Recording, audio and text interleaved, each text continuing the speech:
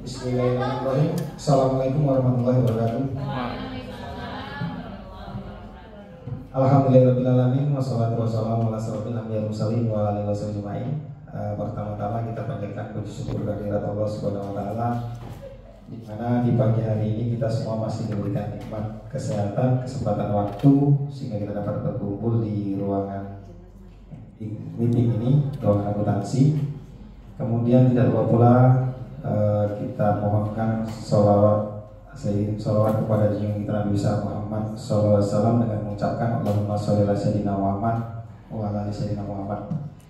Saya hormati Bapak Ibu Kurikulum, Ibu Suwarni, Bapak Ibu Kajur jurusan di SMK, ada Pak Repi Kajur TBSN, Pak Lili Sartono Kajur kendaraan ringan, Bu Marisa Kajur TKJ, dan Bu Irma Setiasi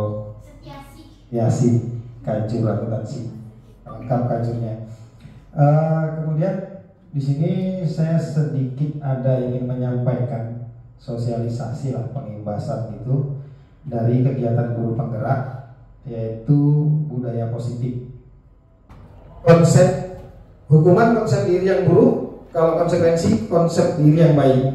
Kalau hukuman anak belajar untuk menyembunyikan kesalahan, kalau konsekuensi anak belajar untuk mematuhi peraturan. Kalau hukuman merasa marah, rasa bersalah, dipermalukan, merasa tak dihargai.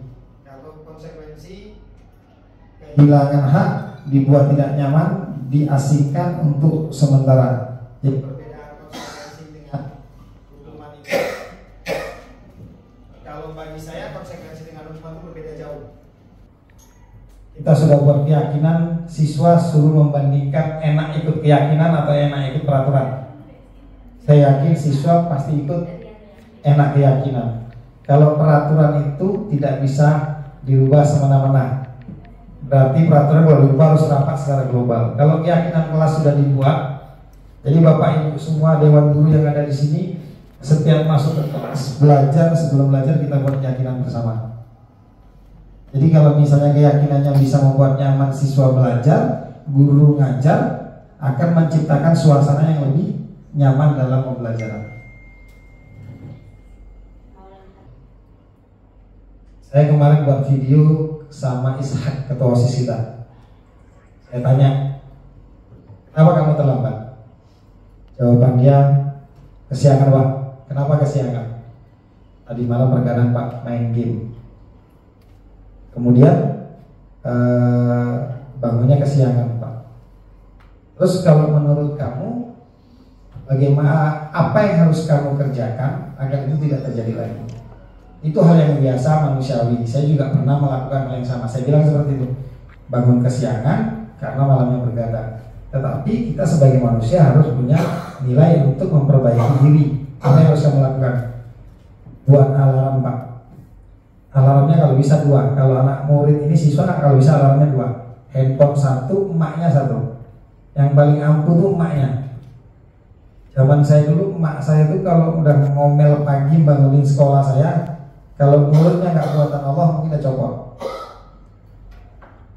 Itulah yang dilakukan. Tapi alhamdulillah saya merasakan, oh seperti itu. Kita nggak bisa pakai alarm aja, saya nggak bangun kalau pakai alarm. Kadang-kadang pakai alarm sekuat apapun, kalau udah capek kali alarm nggak bangun. Tapi kalau ada orang di samping kita membanguni, pasti bangun. Ya jadi itu yang dilakukan, yang dibilang sama Ishak tadi, buat alarm Pak. Saya bilang kalau bisa alarmnya 2. Oke Ishak, ini kesalahan kamu. Kemudian dari kesalahan ini apa konsekuensi yang bisa kamu lakukan? Saya akan mencatat pelajaran atau merangkum pelajaran yang tertinggal di jam pertama Pak, yang saya tidak masuk. Oke, bagus. Itu adalah kesepakatan antara guru dengan siswa yang terlambat.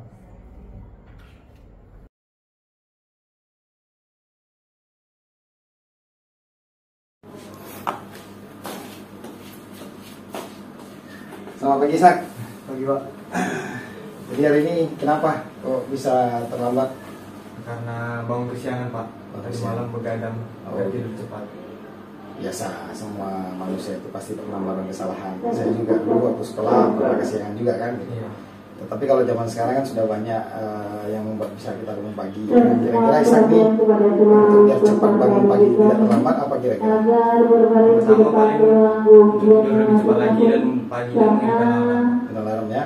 Jadi yang namanya sekolah kan jangan malam-malam tidur kadang biar fresh pagi bangunnya.